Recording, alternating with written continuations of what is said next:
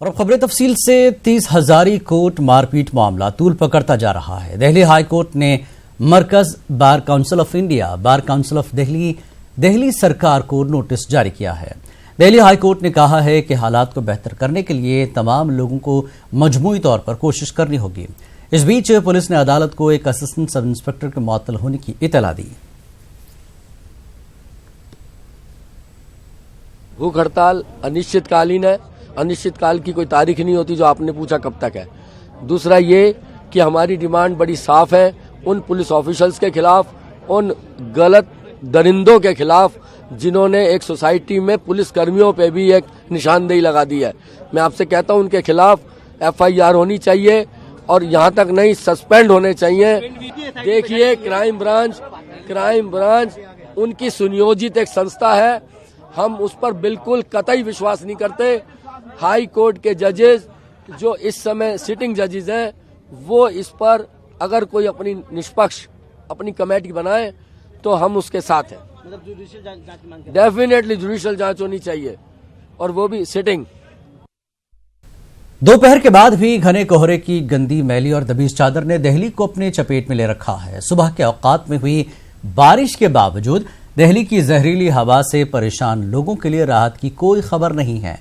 दिल्ली के कराट प्लेस, विजय चौक, केंद्रीय सचिवालय, यमुना बैंक जैसे मकामात पर बारिश हुई थी। तवक्को की जा रही थी कि तेज हवा और बारिश होने से दिल्ली की आबो हवा में मौजूद आलूदगी में कमी होगी और मकामी लोगों को राहत मिलेगी। ताहम इस जानलेवा आलूदगी में कोई खास कमी दिखाई नहीं दे रही है।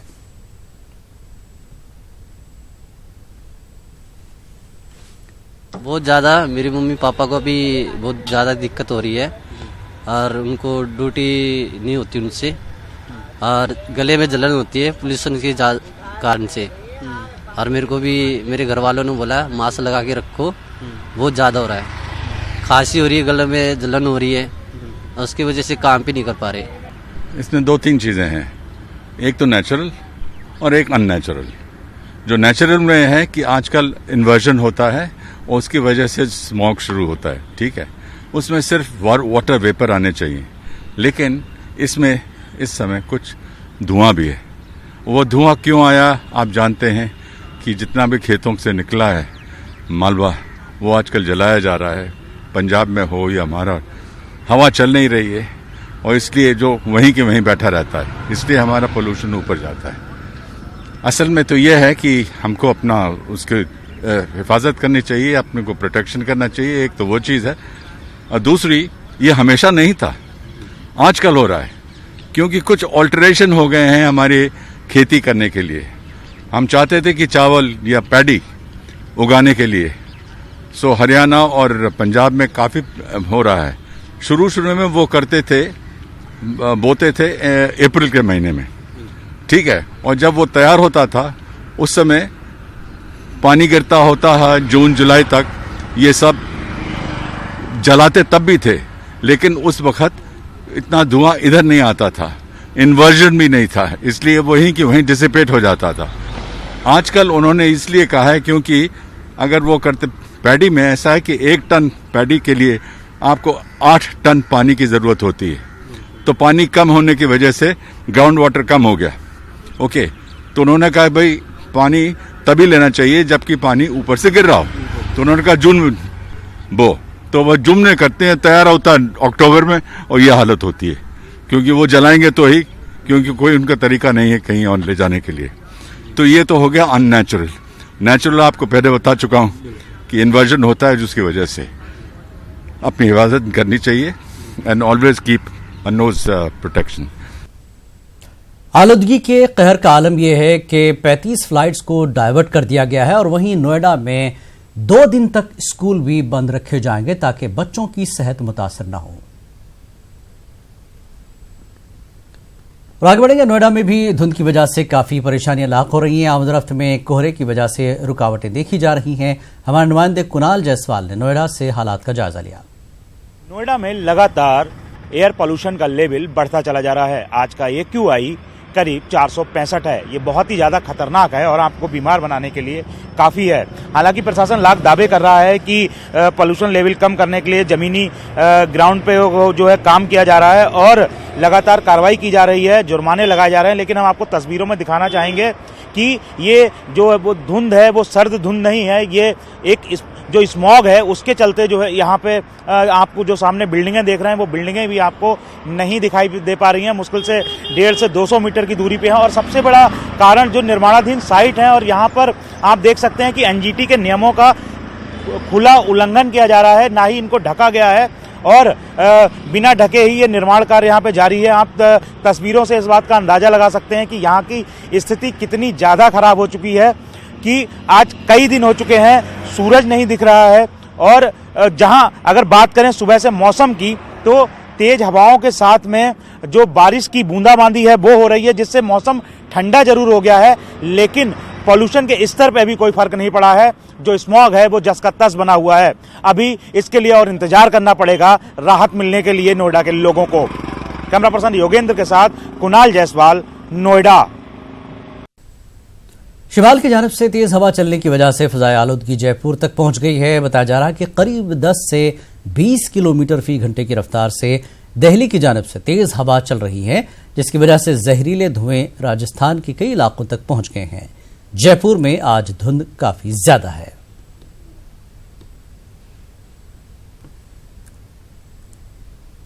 देश की राजधानी दिल्ली जिस जहरीले धुएं की गिरफ्त में थी वो जहरीला धुआं अब राजधानी जयपुर का रुख कर चुका है।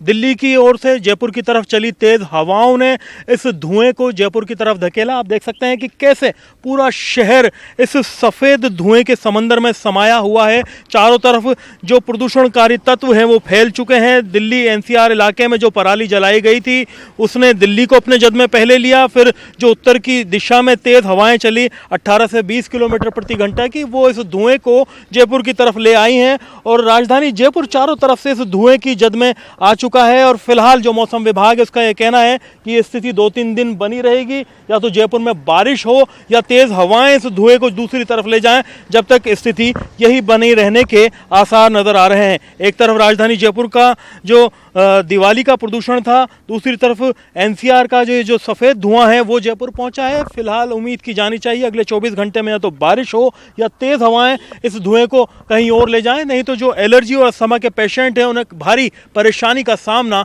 करना पड़ सकता है। उम्मीद की जानी चाहिए कि जो हालात है प्रदूषण के जल्दी ही सुधरेंगे। कैमरा पर्सन अविनाश के साथ में अरबाज अहमद, न्यूज़ 18 जयपुर। कानपुर के सरकारी अस्पताल उर्सला में डेंगू के इलाज के लिए आ रहे लोगों को परेशानियों का सामना करना पड़ रहा है। डेंगू वार्ड में जगह नहीं होने की वजह से मरीजों को जमीन पर सोना पड़ रहा है। साथ ही वार्ड में 60 से ज्यादा मरीजों को देखने के लिए सिर्फ एक ही नर्स है। ये डेंगू वार्ड है और इसे आइसोलेशन वार्ड भी नाम से जाना जाता है, दोनों। इस समय यहाँ बेड फुल हैं, 30 बेड का पूरा वार्ड है और पेशेंट भरे हुए हैं। काफ़ी मतलब परेशान भी हैं, कुछ कवर भी हो रहे हैं, कुछ नए आ रहे हैं। तो जब वार्ड फुल हैं और जैसे जैसे डिस्चार्ज हो रहे हैं तो जो लेने लायक हैं वो लिए जा रहे हैं, जो नहीं है तो जाहिर सी बात है उनको। डॉक्टर तो अपना टाइम से आके राउंड करके चले जाते हैं। अब मुझसे जितना हो सकता है वो सारे मरीज यहाँ बताने वाले बैठे हैं। पूरे उत्तर प्रदेश में डेंगू महामारी का रूप ले चुका है और कानपुर की बात की जाए तो यहाँ पर 30 से ज़्यादा मौतें हो चुकी हैं। लेकिन सरकारी आंकड़ों की अगर बात की जाए तो ये सरकारी आंकड़े कुछ और ही कह रहे हैं। वहीं अस्पताल प्रशासन की बात की जाए तो आप देख सकते हैं किस तरह से यहाँ पर डेंगू का जो वार्ड है वो पूरी तरह से फुल पड़ा हुआ है। यहाँ पर एक भी बेड खाली नहीं है। यहाँ के जो डॉक्टर्स हैं उनका भी यही कहना है कि बेड अब बिल्कुल खाली नहीं, मरीजों को वापस जाना पड़ रहा है। यहाँ पर कुछ मरीज और उनके तीमारदार मौजूद हैं, आइए उनसे बात करते हैं कि किस तरह से यहाँ पर हालात हैं और कैसी उन्हें सुविधा दी जा रही है। ये जो लड़की है इसके डेंगू का बुखार है और यहाँ पे कोई देखरेख नहीं करी जा रही है। कल से एक इंजेक्शन, एक ग्लूकोज की शीशी सिर्फ चढ़ी है और रात में तेज़ बुखार था, कोई यहाँ देखने वाला नहीं था। और आज भी सुबह सिर्फ एक इंजेक्शन लगा है, जब से कोई ट्रीटमेंट मुझे नहीं मिलाएगा। वो कहती हैं कि नर्स कहती है कि नीचे से जांच करा के लाइए, डॉक्टर जांच नहीं लिखता हैगा और फिर उसके बाद जब जांच लिखता हैगा तो एक इंजेक्शन के लिए अभी तक दोपहर हो गया नहीं लगा है। और ना ही कोई ग्लूकोज ना कोई टेबलेट कुछ नहीं दिखाया। देख लीजिए कैसे मरीज। आपने क्या शिकायत की इस लेकर? कुछ शिकायत किससे करें, यहाँ पे कोई है नहीं सुनने वाला। उनकी 3 बजे ड्यूटी खत्म हो जाएगी, वो अभी चली जाएंगी, दूसरा शिफ्ट आएगा उसमें काम होगा।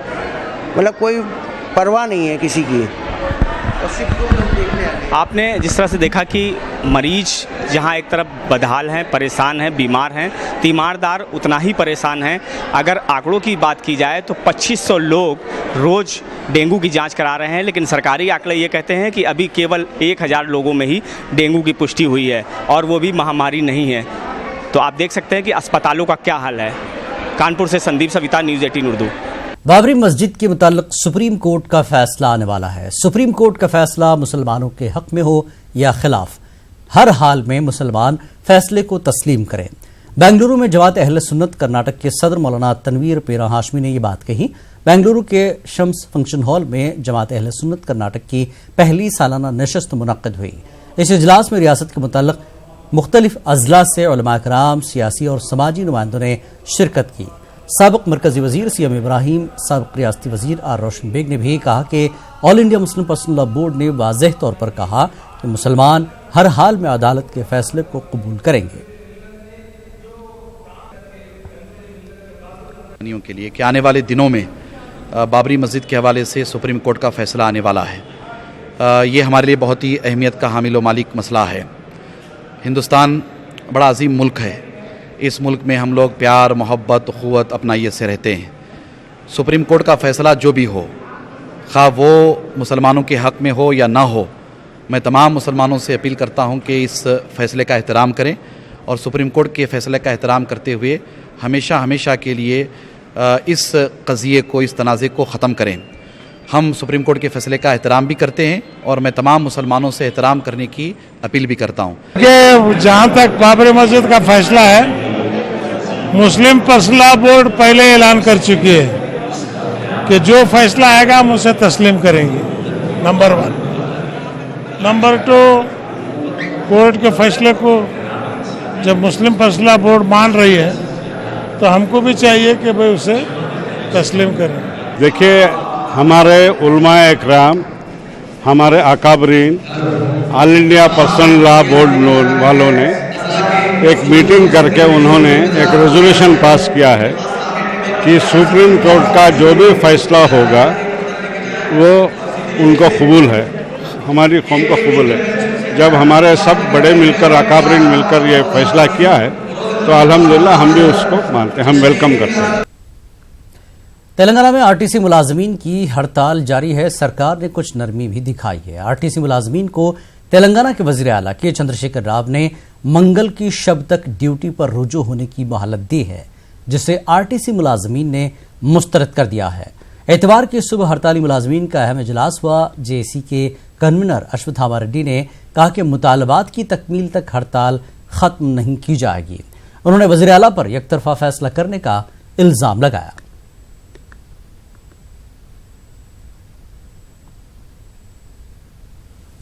तेलंगाना आरटीसी के जलसे के दौरान दिल का दौरा पड़ने वाले आरटीसी के वर्कर की इलाज के दौरान हैदराबाद के एक निजी अस्पताल में मौत हो गई। इस वर्कर की शिनाख्त रविंदर के तौर पर की गई है, जो हनमकुंडा डिपो में कंडक्टर के तौर पर खिदमत अंजाम दिया करता था।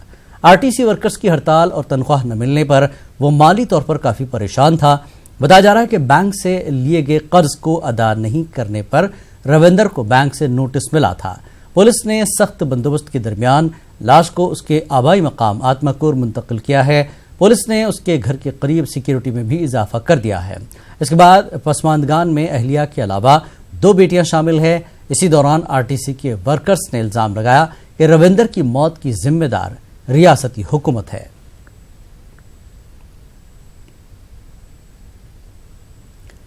मौलाना आजाद नेशनल उर्दू यूनिवर्सिटी के 40% असातिज़ा उर्दू जबान से नावाकिफ हैं। इसके बावजूद कई असातिज़ा उर्दू सीखने के लिए तैयार नहीं हैं। यूनिवर्सिटी के vice chancellor doctor Aslam Parvez ने इस बात का इंकशाफ किया है।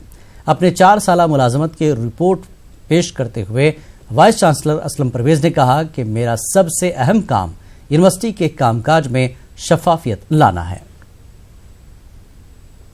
अब जो लोग उर्दू यूनिवर्सिटी में मुलाजिम हैं और उर्दू नहीं जानते, वो किस तरह से जस्टिफाई करते हैं अपनी पोजीशन या अपॉइंटमेंट ये मैं समझने से कासिर हूँ। I fail to understand even after 4 years of my stay in this university, क्योंकि मुझे ऐसा लगता है कि चलिए किसी वजह से आपका अपॉइंटमेंट हो गया, लेकिन जब आप यहाँ आ गए तो कौन सी चीज़ है जो आपको उर्दू सीखने से रोकती है?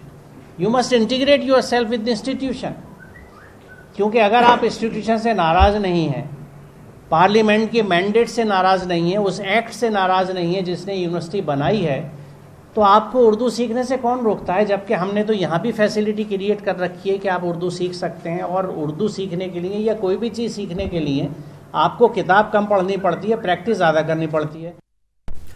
जम्मू कश्मीर के बाज़ाब्ता यूटी बनने के बाद जम्मू के जिला सांबा में बच्चा सिंह स्टेडियम में आर्मी की जानिब से एक मेगा ओपन भर्ती रैली का आगाज किया गया। भर्ती रैली में हजारों नौजवान पुरजोश व जज्बे से शिरकत कर रहे हैं। पीआरओ डिफेंस देवेंद्र आनंद का कहना है कि यह भर्ती रैली आज से शुरू हुई और 14 नवंबर तक जारी रहेगी। पीआरओ ने कहा कि भर्ती रैली का अमल एहसन तरीके से जारी है। एक स्पोर्ट्समैन आदमी हूं सर, मैं अपनी स्टेट से खेला हूं। अब मेरा फैशन है कि मैं अपनी इंडियन आर्मी से खेलूं। मुझे ये मौका मिला है कि मैं आर्मी की साइड से खेलूं और अपने देश का नाम रोशन कर सकूं और अपने स्टेट का नाम रोशन कर सकूं। और मैं जम्मू कश्मीर के युवाओं को ये कहना चाहता हूं कि मेहनत करें और सच्चे दिल से मेहनत करें। जो अपने सच्चे दिल से मेहनत करेगा वो एक दिन ज़रूर इंडियन आर्मी का नाम रोशन करके दिखाएगा। जैसे कि JNK में बहुत ही ज़्यादा बेरोजगारी है, ये सरकार अच्छे कदम ले रही है कि साल साल में नौजवानों को मौका दे रही है देश की सेवा करने के लिए। और अभी 370 हटने के बाद सरकार अच्छे कदम उठा रही है। मेरे को उम्मीद है कि हमारे नौजवानों को ज़्यादा से ज़्यादा मौका मिलेंगे।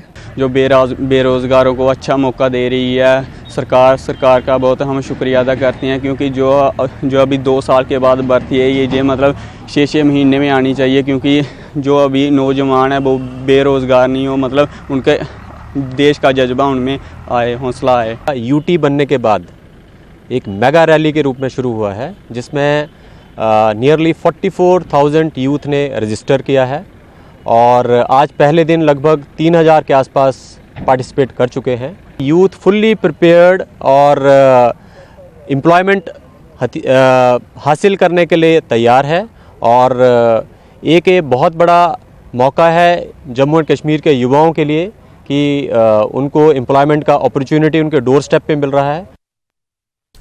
वादी कश्मीर में इंटरनेट और SMS खदमात बंद रहने से तलबा को स्कॉलरशिप के ज़िम्मन में दुश्वारियां पेश आ रही हैं। हालांकि इंतजामिया ने तलबा की सहूलत के लिए 3 इंटरनेट मराकज़ कायम किए हैं, ताहम ये नाकाफ़ी साबित हो रहे हैं।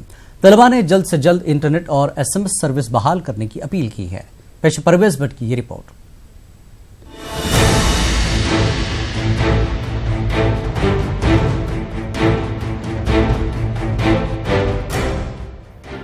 लोगों से भरा हुआ ये कमरा जिला इंतजामिया की जानिब से तलबा की सहूलत के लिए शुरू करदा इंटरनेट मराकज़ में से एक है। न्यूज़ 18 उर्दू की टीम ने श्रीनगर में कायम तीनों इंटरनेट मराकज़ का दौरा किया और सभी जगह इसी तरह का हुजूम देखने को मिला। वादी कश्मीर में गुज़श्ता 3 महीनों से इंटरनेट खिदमात बंद हैं। तलबा को स्कॉलरशिप के हुसूल में दुश्वारियां पेश आ रही हैं। एक तो इन मराकज़ पर काफ़ी भीड़ रह रही है, जिसकी वजह से तलबा का काफ़ी वक्त ज़ाया हो रहा है। दूसरा अहम मसला SMS खिदमात का बंद रहना है, क्योंकि ऑनलाइन कार्रवाई में OTP एक अहम ज़रूरत रहती है। SMS बंद रहने से तलबा के मोबाइल फ़ोन पर OTP मौसूल नहीं हो रहा है, जिसकी वजह से आगे की कार्रवाई अंजाम देने से कासिर हैं। इन तलबा ने न्यूज़ 18 से बात करते हुए हुकूमत से अपील की है कि इंटरनेट और SMS खिदमात जल्द से जल्द बहाल की जाएँ, ताकि इनका मुस्तकबिल ख़राब होने से बच जाए। NIT का स्टूडेंट हूँ, मैं यहाँ स्कॉलरशिप के सिलसिले में आया था, तो बहुत प्रॉब्लम आ रही है क्योंकि बाहर कहीं नेट काम नहीं कर रहा, ब्रॉडबैंड सर्विसेज भी बंद है सब। तो यहाँ पे सबसे ज़्यादा प्रॉब्लम OTP की आ रही है और दूसरी सबसे बड़ी प्रॉब्लम तो यही है कि नेट काम नहीं कर रहा है मेनली, तो बहुत स्लो डाटा चल रहा है, भीड़ बहुत है, तो बहुत मुश्किल से काम हो रहा है। हमें 4 दिन हो गए, मैं TRC में भी गया था, वहाँ पर मैंने परसों नंबर लगाया था, तो अभी तक नंबर ही नहीं आया वहाँ पे TRC में। वो डेली बोलते हैं आप कल आएँ परसों आएँ, so it's really getting difficult for me. हमें बहुत बड़ी दिक्कत आ रही है सर OTP में। OTP ये होता है कि जब कभी न्यूली आप रजिस्ट्रेशन करते हो ना, रजिस्ट्रेशन करने के बाद क्या होता है कि एक मैसेज आता है आपका कि आपका रजिस्टर हो गया, ये OTP आप OTP डालिए और आपके बाद आ गई। OTP आ नहीं रहा तो उसके आगे से फर्दर प्रोसेस ही नहीं हो रहा है। भीड़ बहुत है, बहुत बड़ी प्रॉब्लम आ रही है। टेक्निकल देखो सर कितनी प्रॉब्लम है। मैं स्कॉलरशिप के फॉर्म भरने के सिलसिले में यहाँ पे आया था, तो यहाँ पे बहुत सारी प्रॉब्लम आ रही है। जैसे कि अगर हम फ्रेशर में स्कॉलरशिप भर रहे हैं तो उसके फ़ोन नंबर के ऊपर OTP नहीं आ रहा है, क्योंकि प्रीपेड नंबर जो है बंद है अभी। हम ये चाहते हैं कि जल्दी से जल्दी जो इंटरनेट सर्विसेज हैं उनको खोल दिया जाए और जो प्रीपेड नंबर है उनको भी खोला जाए। जिला इंतजामिया ने श्रीनगर में 3 इंटरनेट मराकज़ कायम किए हैं। इन मराकज़ से तलबा के अलावा दीगर शोबों जैसे टेंडरिंग, टिकटिंग और सियाहत से वाबस्ता अफराद भी इस्तेफादा कर रहे हैं। ऐसे में तलबा को इस मरकज़ के कई चक्कर लगाने और तवील वक्त तक इंतजार करना पड़ रहा है। वहीं तालिबात के लिए कोई अलहदा इंतजाम नहीं है और वो हालात के आगे मजबूर हैं। जब न्यूज़ 18 उर्दू ने DC श्रीनगर डॉक्टर शाहिद इकबाल चौधरी के सामने तलबा को हो रही परेशानियों का मामला उठाया तो उन्होंने क्या कुछ कहा, आप भी सुनिए। आप जानते हैं कि स्टूडेंट्स का जो पोस्ट मैट्रिक स्कॉलरशिप है, माइनॉरिटी स्कॉलरशिप है या बाकी जो उनके एनरोलमेंट का था, उसको लेके चलते काफ़ी ज़्यादा फुटफॉल DC ऑफिस में और बाकी लोकेशंस पे भी था। मैं 3 सेंटर ओपन किए थे। 50 जो कंप्यूटर्स हैं, 50 यूनिट्स यहाँ पे DC ऑफिस में थे और 12 और जो सेकंड लोकेशन पे, तो लगभग 65 के आसपास डिफरेंट लोकेशंस पे हमने इस्टेब्लिश किए थे। अभी तक 6000 से ज़्यादा स्टूडेंट्स ने एनरोल किया है डिफरेंट जो स्कॉलरशिप्स हैं उनके लिए, खास करके पोस्ट मैट्रिक, प्री मैट्रिक और जो माइनॉरिटी स्कॉलरशिप थी। इसमें एक इंपॉर्टेंट चीज़ ये थी कि इंटरनेट सभी जगह पे अवेलेबल नहीं था, उसकी वजह से स्टूडेंट्स प्रॉब्लम फेस कर रहे थे। तो 31 अक्टूबर की लास्ट डेट थी, तो जो हमने रिक्वेस्ट की थी वो गवर्नमेंट ने एक्सेप्ट करके 15 डेज और इसकी डेडलाइन एक्सटेंड किया। 15 नवंबर तक होगा। और बाकी डिस्ट्रिक्ट से भी, जैसे आस पड़ोस के जितने भी डिस्ट्रिक्ट हैं, उनसे भी स्टूडेंट्स यहाँ पे आ रहे हैं अपनी एनरोलमेंट करने के लिए। और हमारी एक डेडिकेटेड टीम है अराउंड 20 ऑफिशियल्स की यहाँ पे, जो उनको असिस्ट कर रही है स्टूडेंट्स को फॉर्म फिलअप करने के लिए। जब स्टूडेंट्स की एनरोलमेंट का जहाँ तक था, जब मोबाइल सर्विस पब्लिक डोमेन में एक्टिवेट नहीं थी हुई, तब तक जो ऑफिशियल नंबर थे उस पर हम OTP ले रहे थे। अब हमारे पास कंसर्न आ जाता है कि SMS सर्विस जो कम्प्लीटली बंद है उसकी वजह से मोबाइल पे नहीं, बट जहाँ जैसे J&K बैंक का है, बाकी है, OTP मेल पे अलाउड है। तो मेल पे जहाँ हमें OTP आ जाता है वो हम रिसीव कर रहे हैं, वो फैसिलिटेट किया जा रहा है। मरकजी हुकूमत जम्मू कश्मीर को खुशहाल बनाने और इसे तरक्की की नई बुलंदियों पर ले जाने का बार बार तस्करा तो कर रही है, लेकिन अगर वादी में बुनियादी हुकूक और सहूलतें जैसे इंटरनेट और प्रीपेड मोबाइल खदमात बंद रहने से लोगों को हो रही दुश्वारियों को देखें तो इससे हुकूमत के मंशा पर सवाल खड़े होते हैं। इंतजामिया को तलबा के मसाइल हल करने के लिए मौसर इक़दाम करने की जरूरत है। न्यूज़ 18 उर्दू के लिए श्रीनगर से परवेज भट्ट की रिपोर्ट। इंडिया और बांग्लादेश के बीच 3 मैचों का T20 सीरीज का पहला मैच आज खेला जाएगा। दिल्ली के अरुण जेटली स्टेडियम में होने वाले इस मैच में टीम इंडिया की नजर जीत पर होगी। वहीं बांग्लादेशी खिलाड़ियों के सामने टीम इंडिया के साथ दिल्ली में बढ़ती फजाई आलूदगी भी एक बड़ा चैलेंज होगी। आप देखिए तफसीलात, हमें दीजिए इजाजत। आदाब।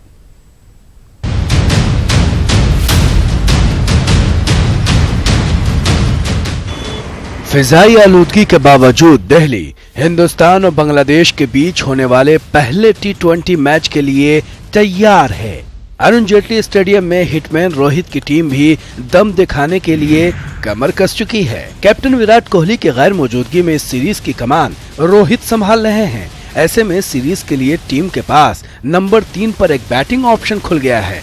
हालांकि पारी की शुरुआत रोहित और शिखर करेंगे। ऐसे में नंबर 3 पर लोकेश राहुल, संजू सैमसन या मनीष पांडे में से किसी एक को आजमाया जा सकता है। वहीं बॉलिंग डिपार्टमेंट में टीम अगर 5 बॉलर्स के साथ उतरना चाहेगी तो खलील अहमद के साथ दीपक चहर और शरदुल ठाकुर को पेस अटैक का जिम्मा दिया जा सकता है, जबकि स्पिन में चहल के साथ कुणाल पांड्या को आजमाया जा सकता है। बांग्लादेश की बात करें तो टीम के सामने दिल्ली के स्मोक का भी बड़ा चैलेंज है। हालांकि टीम लगातार 3 दिनों से मास्क पहनकर मैच की तैयारी कर रही है, लेकिन फिजाई आलूदगी से खिलाड़ियों को आंखों और गले में जलन की शिकायत है। शकीबुल हसन की गैर मौजूदगी में मोहम्मदुल्लाह की क़यादत में उतरने वाले बांग्लादेशी टीम को T20 में भारत पर पहली जीत का इंतजार है।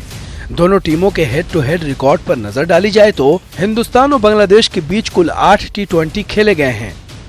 इनमें भारतीय टीम सभी 8 मैच जीत चुकी है। जहां तक हिंदुस्तान में दोनों टीमों के बीच T20 मैच के आंकड़ों का सवाल है तो हिंदुस्तान में दोनों टीमों के बीच वाहिद T20 23 मार्च 2016 को खेला गया था। ये वर्ल्ड कप का ग्रुप मैच था जिसे हिंदुस्तान ने 1 रन से जीता था। दोनों टीमों के बीच आखिरी मैच 18 मार्च 2018 को श्रीलंका के कोलंबो में खेला गया था। इसे हिंदुस्तान ने 4 विकेट से जीता था। दोनों टीमें करीब 20 महीने बाद इस फॉर्मेट में टकरा रही हैं और पिछले रिकॉर्ड को देखें तो इस बार भी पलड़ा टीम इंडिया का ही भारी लग रहा है।